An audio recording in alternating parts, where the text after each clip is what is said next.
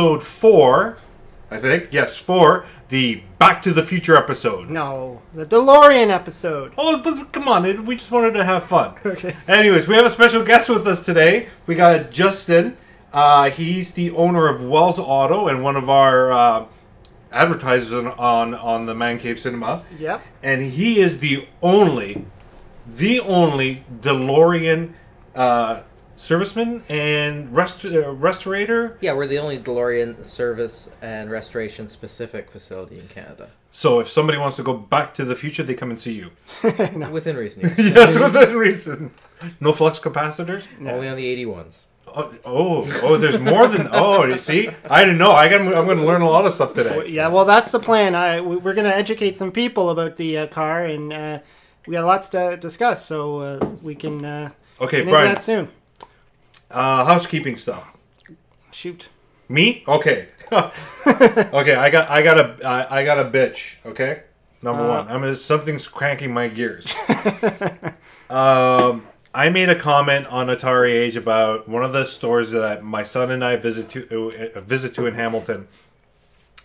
We're charging $200 for an Atari 2600 with like 6 games. Okay, and I posted that. They are, not we. No, yeah, they are, not us. We're not selling that, no. But then some snarky person, which I'm not going to name, okay, that really got under my skin, pointed out to me point blank on the public forum saying, well, you know, look at what you're charging for your Nintendo, which is at $180. Okay. 150. Well, I have it at sale for 150, which I'm making $5 on it at that point, honestly. Okay, listen, we're running a business. Okay, we're not out here either to rip people off, and we're not also giving stuff away. We are a legitimate business. Me and Brian are trying to run here, and you know we need to pay bills, and we need to pay for a lot of this stuff that we're doing. And if I have to charge a little bit more, or because I bought the Nintendo at $100 and the games cost me about $50 to buy, I gotta charge $20 more, $30 more, just so I can have something in my pocket. If you don't like that, don't fucking post in a public forum. Seriously. Just bring it out to me in a message and send it that way. And here, Brian, you want to hear something funny? The same jackass invited me to play like a sort of a multiplayer game on Android. It's like, no, you fuck me over like this on a public forum. I actually saw that posting, and I was kind of like, well, burn. Like it was kind of. I think he was more in fun. So I don't know if he was really being a jackass. I think he was just trying to be, oh, you guys want to make fun of these people? We're gonna make fun of you. And but Brian, at the same time, Atari Age for me. Raising an autistic son, being super busy, my wife being super busy and running around and doing stuff. Atari Age on Facebook is my relaxation. I get to meet all kinds of fascinating people. I have loyal customers that are actually my friends now that we chat all the time. Even the not so loyal customers or who haven't bought anything are super friends with me. And, they chat with one guy the other day, just started chatting me about the problems down in the U.S. Even though I was working on my new part-time job that I have now, my new IT job, I sat there and chatted with him for a bit and just sort of to get his mind off of this stuff. Yeah. And it was all done privately. It's not like I don't want to berate people. We're not here to rip off people. We're trying to sell stuff at proper prices. If I buy an Atari cartridge for $5, I'm going to sell it between $8 to $10. Plain and simple. But then, Brian, tell your story about what happened to you on eBay. Well, actually... this is the contrast of what you get with with the Man Cave Cinema, how we do things and how eBay does things. Go ahead. Well, eBay's interesting because you either got to buy it now or you bid. And somebody they posted an Atari with a bunch of games.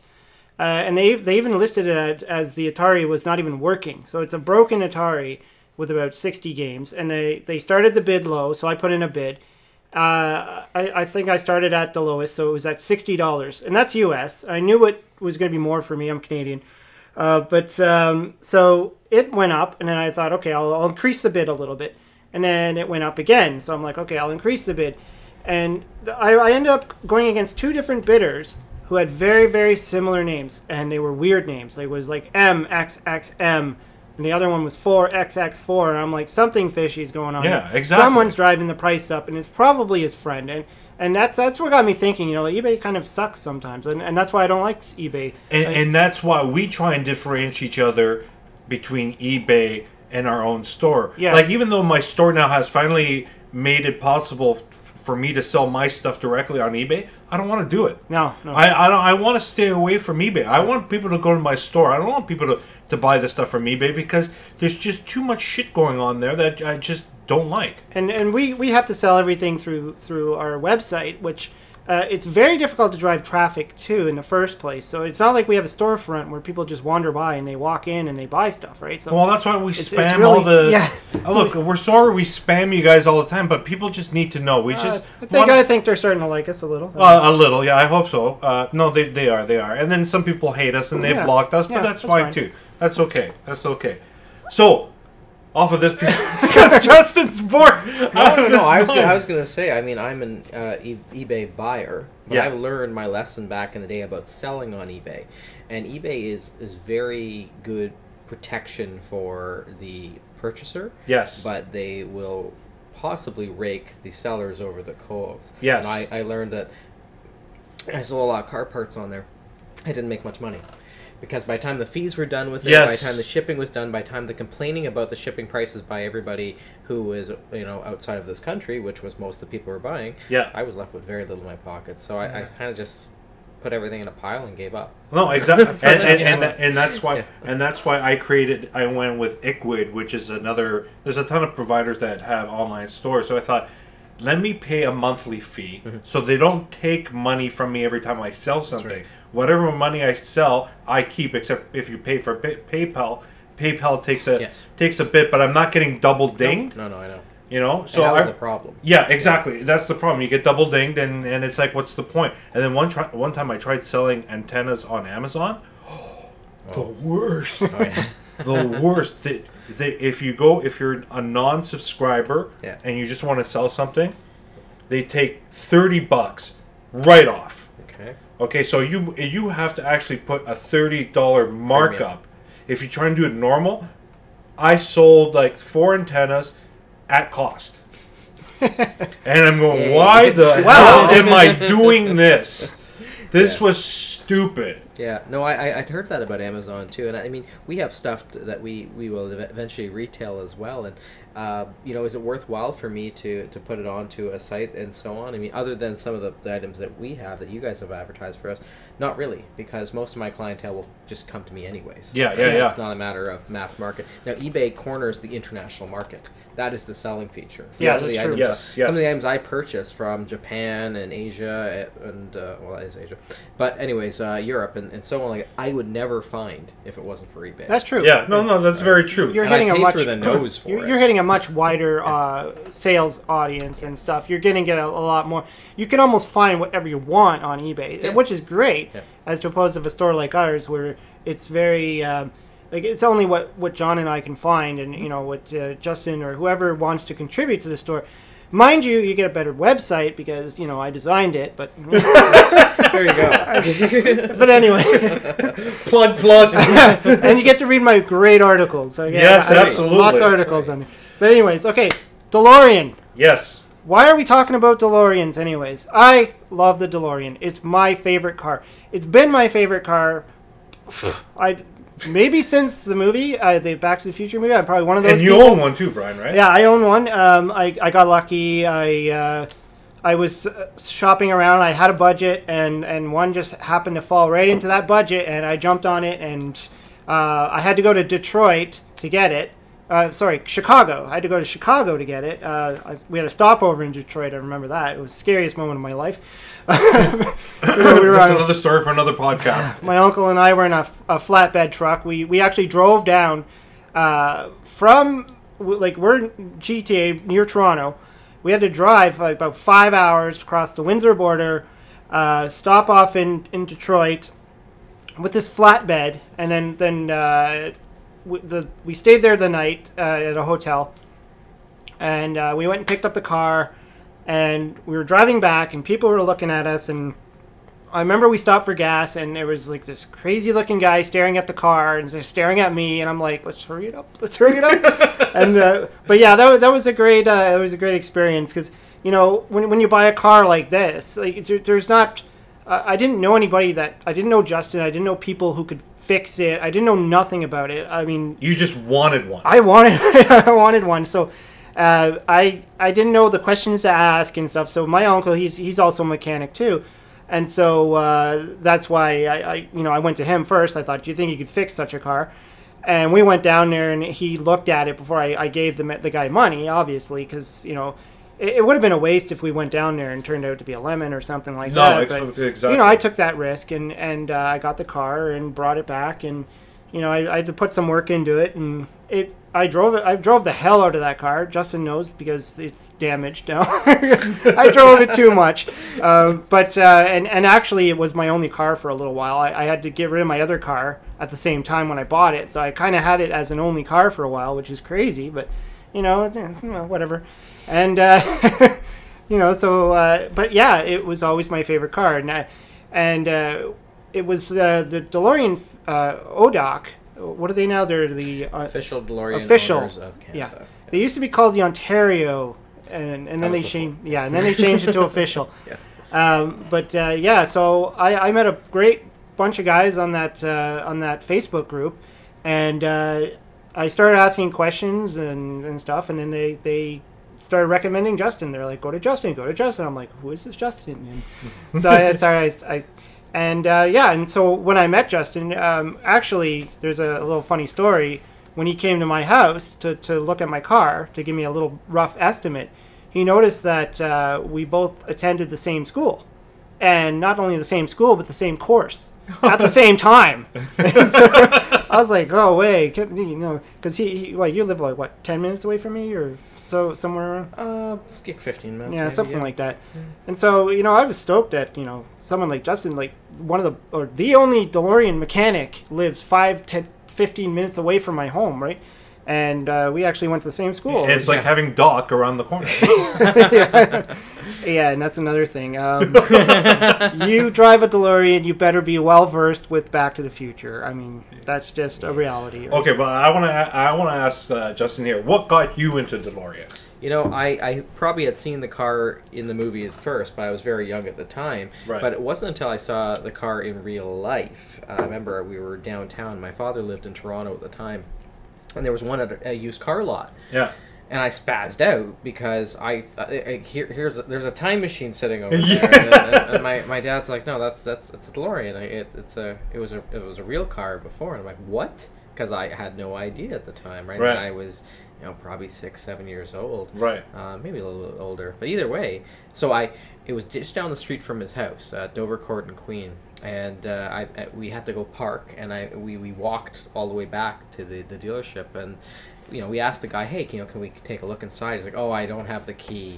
Yeah, the same old excuse. Yeah. Right. Sure, and, you don't. Sure enough, we took some pictures with it, and a week later it was gone, or that was it. So that's sort of how it started. When I realized it was a real car, I was like, oh, I have to have this, or many of them, or whatever the case may be. That sort of spiraled from there, and there was a lot more to the story as to how we got from that point to where we are today. But the bottom line was, when I realized it was a stainless steel gull-wing car that was made for people to purchase and drive, not to travel through time, it became a whole different animal. Yeah, right? It was not just this mythical sci-fi creation. But that's what I remember it as, because I'm older than you guys, and I remember watching, because when I was a kid, I was addicted to that show on PBS. That car show. It's been on for like 30 years. On PBS? On PBS. Fuck, I forget what it's called now. But anyway. Not motoring. Yeah. Really? No, not motoring. Okay. Motor something. Motor. Somebody out there will know. Motor Week? Is it Motor Week? Yes, Motor Week. Yeah, Motor Week with Don Davis. Yeah, him. And that's where I first saw it. Yes, I remember that episode. And then I liked the fact that it was gull-wing and stuff like that. But then once I got a little bit older, then I started reading about and seeing the documentaries of Mr. DeLorean. Right. So now let me ask you this, Justin. Yeah. Do you guys clean out cocaine out of the engine? You know, we looked everywhere for cocaine. I mean, there's quite a market for cocaine these days.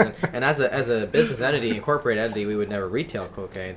But we'd like to give that cocaine back to the, to Mr. DeLorean, because it was his. Mr. DeLorean has passed away, and there was never, and unfortunately, any cocaine in the cars. There was never any cocaine transported, and Mr. DeLorean was acquitted of all charges. Yeah.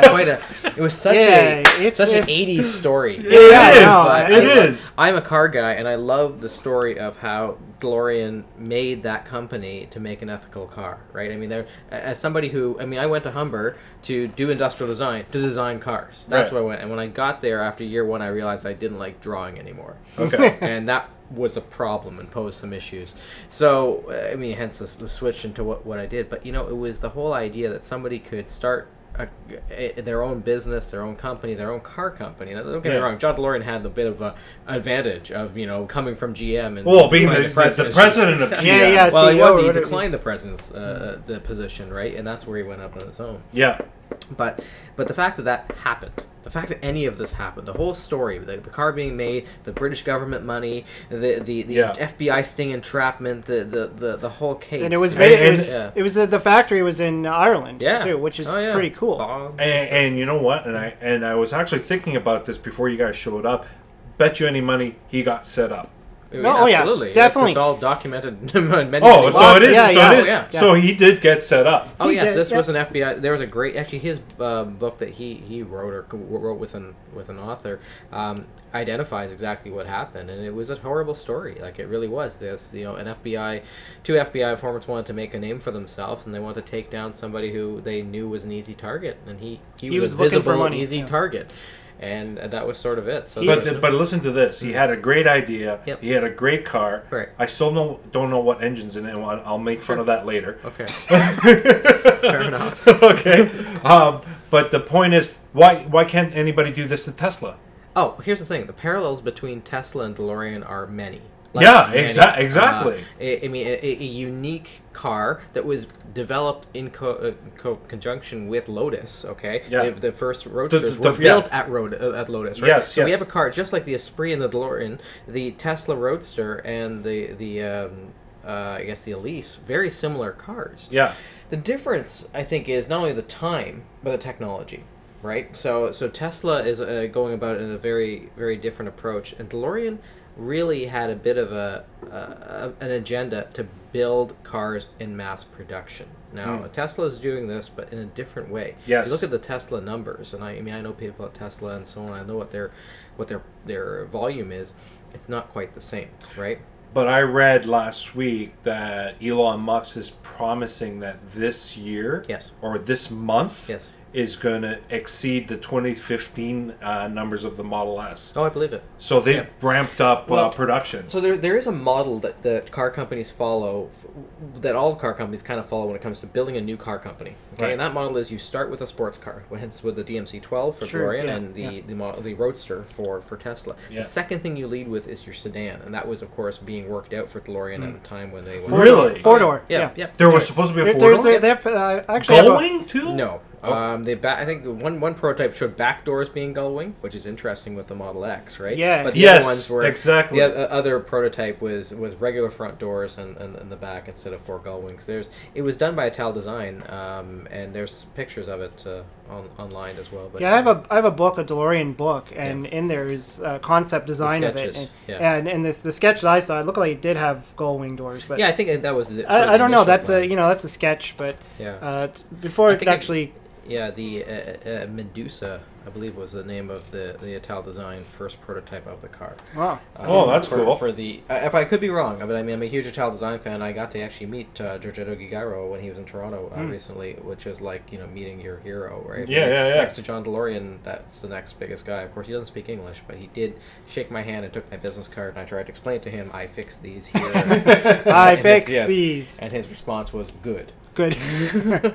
That's great, So yes, the parallels between Tesla are certainly there. I want to see Tesla win. I want to see Tesla make a super cool entity that's going to change the automotive world. And so far, the Model S, I don't know if you guys have ever driven one, but No, I haven't driven one. It's an amazing vehicle. Like it looks amazing. But the way it drives, especially, I mean, I drove the Roadster when it first came out as well, and that car is still the most fun car I've ever driven in my life. I've driven a lot of cars. That car did 0 to 60 in, I believe, 3.2 seconds. Jeez. And with the top down, it sucks the entire life out of you because it's 100% torque immediately. Yeah, exactly. Right? There's no gears, no. It's just, it was a really big, fast go-kart. Because I get that feeling in my car. Yep. Like in the Ford Hybrid that I have right now. Right. When it's running both engine and the battery at the same time to give me most power, feels more or less like a normal car accelerating. But sometimes in the morning when it just uses the engine as to idle to warm it up, and it uses full battery power, and I slam it, I get thrown back, and the feeling is like totally different. Yeah. But anyways, back to the engine. Okay, so you asked the question about the engine. Yes. Yeah. So flux capacitor. No. It's PVR, right? Or PRV. PRV. So I already screwed that up. Okay. I'm not a mechanic. He is. I don't fix them. I just drive them. But you probably know a little bit more about the actual, I guess, innards of the car. What makes it run and where parts come from. Is it more of a GM car? No. There's nothing domestic on this vehicle whatsoever. John DeLorean had set that up to make the car European, so if the big three wanted to take him down, they couldn't cut off the supply chains. There are 2 domestic parts on the entire vehicle. The rest of it is a Lotus in terms of chassis. The wiring is Lucas, British. The engine is Volvo, or rather Peugeot Renault Volvo, as is the transmission. Shut up! Are you serious? Yeah. Holy fuck! Yeah, there's nothing. I mean, I get that a lot where people are, oh, it's a GM engine. I go, absolutely not. That's what I always thought. But you know what happens though? People confuse the DeLorean with the Bricklin. And the Bricklin had what was an American car with I think it went but it was GM, built here. and then it had an AMC. It had a 351 Windsor, and then it had the AMC engine. AMC at the end, at the end of it, and that was a shit show. That whole that car sucked.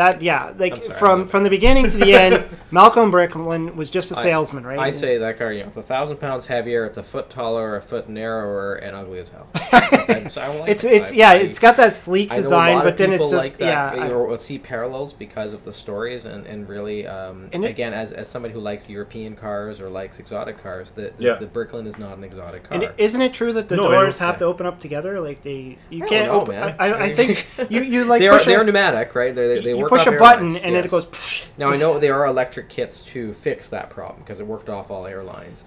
I mean, just like with DeLorean, there's lots of kits out there to fix problems that were on it, but the Bricklin, I believe they were a little bit more intense when it came to what I heard about the Bricklin was the reason why they did that was if the car they were concerned if the car got into an accident or something, the doors would be stuck. Yes. And so they created bolts. They created a trigger that's what the SLS has. Yeah, they created a trigger that they would just pop open.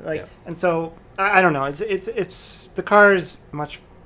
I don't know. Okay, so let's get back to the. Sure. I like that you guys really piqued my interest now. Good. Now all of a sudden the DeLorean doesn't seem like a. It's not so Back to the Future anymore, is it? No, it isn't. Yeah, no. So the engine was a Volvo, a Peugeot Renault Volvo joint venture, and the reason these 3 companies merged together on this was to be a power plant that can be used cross-platform for cost savings, but also because it would be a very reliable power plant due to development. I mean, one car company spending the money to do development versus 3, it's completely different. Right. So this was a very popular engine in a number of European cars, Volvos, Peugeots, and Renaults. So obviously 4-cylinder. What are we talking? V6. 6.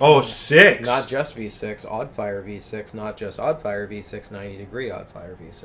Oh, yeah, it gets weirder, right? Yeah, it does. Like, holy shit. Yeah, welcome to every day of my life.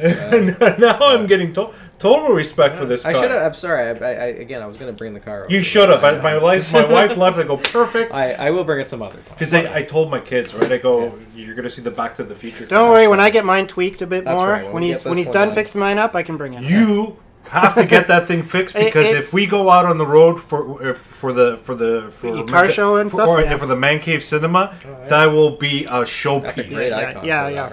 Yeah, and it's what an idle speed problem right now. So I mean, it's running. It's on, as you said, it's on life support. Yep, we have it on life support, which is a lot better than where it was. And it wasn't. You know what the thing? Just to digress for a second.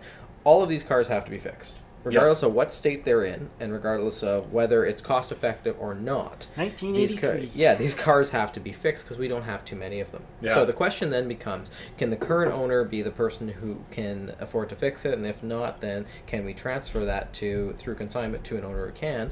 And can that owner buy back later, right? I mean, this is all part of the program I'm trying to have in Canada for our... continued restoration of the cars and continue to keep the cars on the road. And that's what we do, because what happens is if a customer can't afford to do that anymore, the car sits back in the garage and the process starts all over again. And suddenly, we're into many thousands of dollars to get this thing continue to go. Right. So, but back to the engine. If other cars in this country that had it, not many. There were actually two. There was a Volvo 262 Coupe that was very rare, extremely rare. There were variants of it in other vehicles, including the Eagle Premier. I don't know if you. I remember the Eagle Premier. Yeah. That had an even fire version of the same engine, and I just bought an even fire version of the same engine out of a Volvo 780. Which is a full EFI version of the engine, and a lot of nice upgrades and differences on it. They'll be going to one of my custom DeLoreans. But for everyone that left the factory, it had that Oddfire 2.85 V6. Nice. Yeah. 150 horse? 130 horse. 130. Okay, I was way off. No, 130 horse for back then was pretty good. Well, it was a 2,700 pound car, Yeah. and if you read the the road and track comparison of the competitor vehicles, it was mid-pack. Yeah. Right? It wasn't. I mean, we're talking the RX-7, the 280Z, the 911, and the Vet. And I think the 308 was in there too. Anyways, that was your market. Right. If you were in the market for this car, these were other cars you might have looked at, and it was kind of mid-pack. Right? But let me ask you guys another question. We're going to hit the pulp culture part of it now. Now, we know Back to the Future. I love the movie. I hate the sequels. Sorry, Brian. But I love the original one. Hear it all the time. I also like the original. But then also, there's a scene in The Wedding Singer. Oh, yes. With the dude pulls up with the thing, with the Miami Vice out. Now, was that... And I'm going to ask you DeLorean fans, because I took it as a shot towards the DeLorean versus... Do you know what I'm trying to say? Why so? No, I wouldn't take it as a shot. Were they making fun of the I car? think They were making fun of the guy, I know that for sure. I mean, so did The Simpsons, where Troy McClure drive one. Yeah, I was going to say. The Simpsons one. They sort of pegged it as the washed-up 80s superstars vehicle, right? Because you bought this car when you were awesome in the 80s, and now you're not awesome. And you still have the car, and the car is not awesome. But, the Wedding Singer was... taking place in the 80s. Yes, yes. It wasn't a guy stuck in the 80s like me. No. It was actually in the 80s, and so It was very current, actually. Yeah, it was very current. And for someone like him, he's just an average guy to have a DeLorean. No, he wasn't. He was if I remember, he was like a stockbroker in New York or in the city. Which was what they were sort of pegging in the car. Yeah, so he was sort of this rich dude, and he had girls on the side type of thing. But he wasn't famous. Like, no, he wasn't famous. He just... Because he had money. He had money. Yeah, he had money. And one of the episodes goes, "Hey, look, sweetheart, I got a CD player." Yeah. Come on, play some records? No. No, it plays CDs, darling. That movie is a great 80s nostalgia movie. I love it. If you haven't seen it, you got to see it, because you'll pick up all the 80s references. I think the one thing that confused me about that scene is why they took the DMC logo. I know, that bugs me every time I see it. Yeah, it was very strange. Do you think they did it for a reason, or do you think that car resurfaced on eBay at one point and it didn't have the logo? So there were some cars that maybe someone pried it off. It's possible. There were some cars that may have been delivered from dealerships without the logos on very early prototypes. You guys have brothers, sisters? Okay, Steven, upstairs, buddy. Come on, we gotta finish. Steven. Oh, now you let the cat in. Okay, hold on. Okay, keep on talking. That's okay. Yeah. Don't worry. Yeah, no. That logo, it's welded on, is it? No, there's pegged. 3 pegs that go through, and there's a little spring type clips at the back. Yeah, because you can pry it off. I was looking at them like, is it easy? Is it someone could with a flat screwdriver, someone can go. Someone could pry it. Because when I first looked at it, I thought it was welded, and I'm like, because I'm looking at it, I'm like, this thing looks like it's plastic, really. So it's metal logo, stainless logo actually onto plastic grill. Yeah, okay, So- so that makes... So to answer So your it's very- question, yeah. the wedding singer scene I think was just a pop culture spot, and it's a very 80s car. It really Yeah, no, I it mean, is a very every 80s car. time we get a call to do something for an 80s party or an 80s something. The fact of the matter is the car not only exemplifies the business of the 80s, you know what I mean? Yeah. The feel of the 80s, but also the look of the 80s. No, absolutely. So And that's what's great about the DeLorean is it's one of those styles that kind of, no matter what decade we're in, it looks futuristic. oh yeah. And Yeah, it's it like, does. It's you see that thing driving, and Yeah. it's just like, whoa. I mean, like, you can see a Lamborghini, and some of them, frankly, I'm not a big fan of the newer ones. I think they look kind of boring. Yeah. Like, you just know that car costs money. That's all you exactly really it. know. Yeah, about. yeah, exactly. And that it goes fast. But when you see a DeLorean, people are like, whoa. They're not chick magnets, though. That's a big misconception. I've been asked that before. They're like, oh, you must get a lot of chicks. Oh, okay, first of all, I'm a married man. But second of all, no. Girls don't care. It's a guy magnet, okay? So well, there's a term I usually don't like to use, but they say that DeLorean's not a chick magnet, it's a dick magnet. At car shows, the guy who's going to come out and tell you about your 350 engine that's inside your DeLorean that was made by his uncle in New Brunswick. yes, Yes. Is a dick. Exactly. And so and when I'm driving, like there's been a few girls who actually have taken interest in it, but I would Few and far say between. I would say the majority You of go it. to Comic-Con, you'll be fine. Oh yeah. Yeah, for sure. Comic-Con, you pull that in front of that, you'll get it. But that's the thing. It's not a car anymore. It's not even a pop or pop culture culture type of thing. It's its own enigma. But A little bit. Yeah, I think, here's the interesting thing. Where we are right now, 2016, the car has properly come into collector view. Okay, it's come into collector view, collector profits, and so on like that. This changes the people who are buying the car and why they're buying it for a little bit as well. Right. I've been waiting years for this to happen because it puts some validity into Yes. what the vehicle is. Yes. Instead of, it's that car from Back to the Future, right? yes. Which never helped value, believe it or not. No? No. I think it maybe helped the value last year a smidge, but the whole 2015 thing, there was a whole Yeah. argument about that. What 2050 thing? Oh, because it's the future, right? yeah. Ah, yes. Right. So yeah, we're past what part 2. Yeah. He went to the 2015. So we're past that point. We don't have flying cars. We don't have hoverboards. We don't have half of that shit that was in the movie. There was a fair bit. There was a website that shows it. There's a good comparison. Like, I mean, they got a few things right. They totally missed the got internet. 50 yeah, exactly. They thought people would be still faxing everyone, but Yeah, that was pretty but they were okay. I mean, the TV thing, right? Yeah. The TV. Oh, yeah. Oh, that was Dead on. Yeah. There was some good things that they actually were able to predict, and I think that a lot of it was really easy to predict some of that stuff. Like they would never predict something like the internet. Like that's just I can't even. No, nobody knew that was going to Yeah, come. so Nobody knew that was I mean, gonna it was come. it was a good comparison, but that and wasn't it also the 30th anniversary of the movie that Yeah, just passed? I think so. So it was supposed to be happening 30 years in the future, right? Yeah, So that's why yeah, it all so- lined up. So There's a So special that edition showed stuff. some interest into the car. There was a few that showed up on eBay, replicas done up with time machines, and they fetched decent money. And I think that was, but there was a whole thing of, okay, so after this date, are the values going to plummet? And the answer is no. Again, the validity of the car as It's becoming real- it's matured to the age of that it's a collector now. That's right. Yeah. So there was a very low point in the history. Would have been the mid to late 90s. The values were pretty low. In fact, I think it was probably closer to, let's call it late 80s, early 90s. Yeah. That's when the values were the lowest because there was no support for the car. You had to know that Consolidated existed in one way, shape, or form to try and get parts from them. And there wasn't really, any support for them, so they were fetching very low values. And it's a big question today too. It's probably one of the number one questions that I get is, can you still get parts for that car? Where do you get them and how?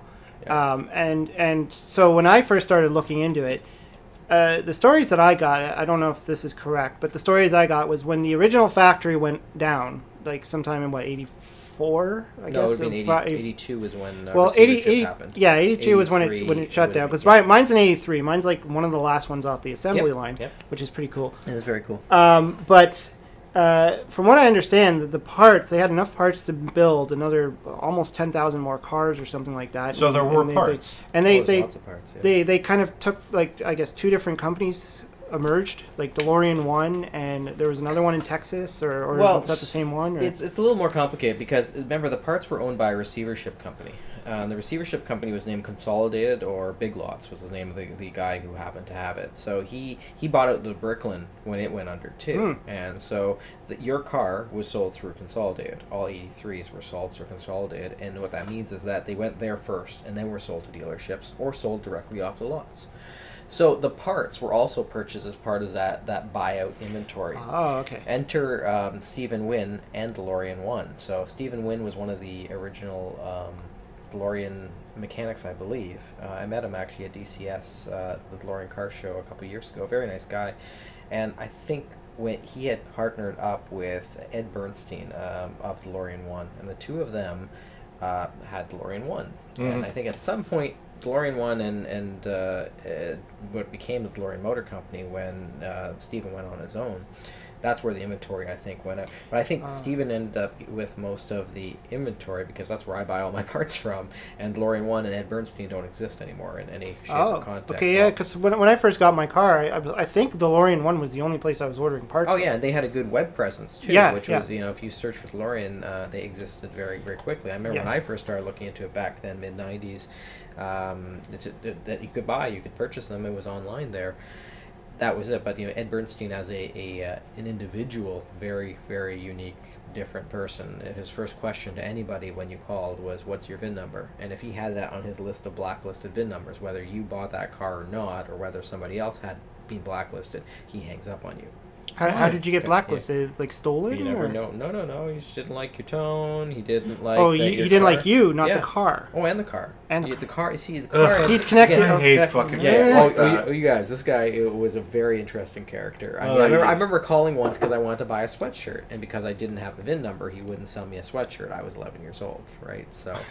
I'm 11! And that would be the worst. No 11-year-old should have a sweatshirt from DeLorean 1. I think. right? I Oh, think Oh, Jesus. and actually, you know what? I have a bunch of DeLorean World magazines, and the advertisements that were in this magazine, especially you'll appreciate this from a graphic perspective, were beautiful. I mean, the we're talking about pages of layers and stuff like that, and it was basically a bit of a descent into madness, as you could see what the topics of the ads were like. Some of them are really good. I can show you some later. I took some pictures of them, but the bottom line was when that inventory came about into Texas, it then went into 5 different franchises over the U.S.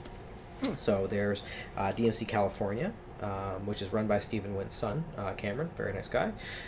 They're out in Northwest. Toby Peterson runs that. Dave and Julie had just passed on the DMC Midwest, which is where I get most of my parts to. Yeah, I've heard of Michael. them. Yeah, I've heard of them. Mike and Susie. And then, am I missing somebody here? Let me see. That's the... Oh, and of course, DeLorean Europe, right? The Netherlands, where I get parts from as well. So Yeah, one of the Facebook groups I'm in 2 Facebooks. So I got the ODOC one, and then there's DeLorean Fanatics. Yeah. And it seems like a lot of them are Europe. Oh, yeah. It seems so Europe wants the car. Here's the bottom line: Europe wants the car because the car is a European car that wasn't sold in Europe. Yeah. That means Europe pays for the car. If I have about, what do we got now? 5 cars for sale. I could sell them to Europe like in a heartbeat. I don't want to because I'd like to keep the cars in Canada. A lot of them have been here for a long time. I'd like to keep them here. We'd like to service them here. Yeah, but of course. if I need to sell a car in a millisecond, I'm pretty sure I could put it on eBay, which I remember we talked about before. Yes. The vehicle sales a little different, especially when it comes to international, because there's some protection for me as a seller in that case, right? Yeah. And I got a guy who ships specifically, imports and exports cars to Europe in Mississauga.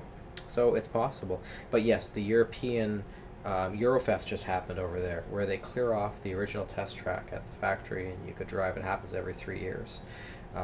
Amazing show, amazing amount of effort from those guys. And you know what? You got to remember too, with that engine being in other vehicles, they are able to build some unique creations out of that yeah, same. that's Oh, yeah, cool. of course. And I understand too. There's some DeLoreans that have the steering wheel on the other side. Yeah, so there were 12 cars that were made right-hand drive by a company called Wooler Hodek. Only in the 12? UK. Yes. Oh, 12. wow. Now, lots have been converted since, Yeah, of course. but 12 that the factory essentially sent off to be done, right? And those cars are worth big money. If you're in the UK, I think you'd want a right-hand drive car. No, but a lot of it. I mean, Yeah. I've watched enough Top Gear that people, if they really want a car, they'll get they'll buy it. Yeah, they'll buy the Well, left same hand with here, drive. right? I mean, Yeah, I exactly. can have Japanese cars here that are right-hand drive. To and the Skylines and stuff like they all that. are, right? So Yeah. I mean, I've driven a number of right-hand drive cars to know that I don't like driving right-hand drive cars here. But I'd be so but yeah. confused. Yeah, no, it is. And you when know how many make left times turns, you know how many times I'd get in the wrong seat. Or the worst is having where you're used to first being Oh, here, and well, first is in the same spot. It is, Yeah. but I've seen some pictures of some cars where it's out here. Really? Yeah, That's strange. Yeah, I've seen some your, pictures. Your pedals are in the same place. Yes. But your turn signals are different. Because Yeah. your turn signal's on this side. Yes. Your shifter should be in the same place. First gear should be up here. But yeah, who depends on the vehicle, right? Okay, Yes. before we close off, because it is 3 o'clock and we should shut down because Yeah. we're going to make it short because Justin has to go. A few years back, Yeah. I'm on the 403, Right. driving home, in the middle lane. Forget which car I was driving. Out not blows by me, but goes by in a fair clip, okay, was a DeLorean fully kitted out like the That's back my of buddy Ken. That's Ken. we know Ken. He's a very respected guy in this And community. he built that car himself. I mean, it is... like my jaw dropped when I saw it because it that was happens. so well done. That car is so well done that Universal has used it for shoots. No way! Yeah, Yeah, absolutely. he's- Ken he's- worked on the original A car from the movie, so the movie that you like, Part 1. Yeah. That car, the hero car from that, because there were 7 vehicles used, but that hero car, Ken was down in California helping out with the restoration of that car. His own vehicle, and I've worked on it a number of times, and I was on breakfast television with that car back on Back to the Future Day and stuff while he was away. Yeah. And that car is again, he's put so much time into it, so much effort that it makes people smile everywhere. I mean, when we were at Young No, Dundas it was Square with so that car, cool. yeah, that car, when you look at it, you almost forget that it's a DeLorean. You just think it's the DeLorean. Yeah, one from the movie, DeLorean from the movie. And when we were at Young Dundas Square, again, it was sponsored by Pizza Hut and Pepsi, like in the movie. So they were giving out free pizza and Pepsi, and people were lined up for like an hour, Yeah. to get their picture taken with the car, get some pizza and Pepsi. Yeah. And people dressed up in costume and so on and so forth. But they just, again, as far as they said, the time machine is here, right? Yeah, He exactly. actually So he had it at the Fan Expo too. Oh, always, yeah, And Christopher Lloyd was Yeah. there, and he sat in the love car. Christopher Yeah, Lloyd. I love Ken Christopher- knows all Doc of those Brown people himself? fairly well, I believe. Yeah, And, that I would love to. I was so disappointed I couldn't go on that day. I can't remember. I think we had to go to a wedding. It's like, I can't miss a wedding. Fuck the wedding. That's Fan the Expo. worst. That's the Christopher worst Lloyd, reason. the DeLorean. But yeah, we saw Christopher Lloyd at that same DeLorean car Yeah. show, and he was going around signing stuff, and I wish I had brought something for him to sign, because I am not a huge movie fan in general. Okay. I do like Back to the Future, but I like it separate from my car and the business. Right, And of I course. think that's really an important distinction to make. Yes. Especially considering I changed gears entirely from a corporate life into buying this business and to running this business, so I don't need it attached to solely to a movie. and to of be course. fair, the Back to the Future. I mean, other than when he gets into it in the parking lot in the beginning, and then at the very end, And that's it's all- Really, that's all you see The it. rest of the movie is not DeLorean. No, it's not. Yeah, so it's a good movie. It's a good flick. There's a lot of reasons why we like it. But what I like about what we did today on this podcast was, for me, being a car guy, to understand what the DeLorean is beyond the guy whipping by me, Ken, on the 403, and what the movie has to show, and learn a little bit more, and also outside of what the American documentary, that all American documentaries Yeah. are skewed Yep. to make somebody look bad. Right. So that was the only thing. And then from what you guys discussed with me, it was very eye-opening. Well, I'd be happy to show you around my shop, show you what we do there, from full-off restorations, frame repairs, and That would be everything, cool. Everything we do. We'll get it. We'll get a video camera and we'll come Yeah, for down sure. and we'll do that. We got to make money first, Brian. Yeah, well.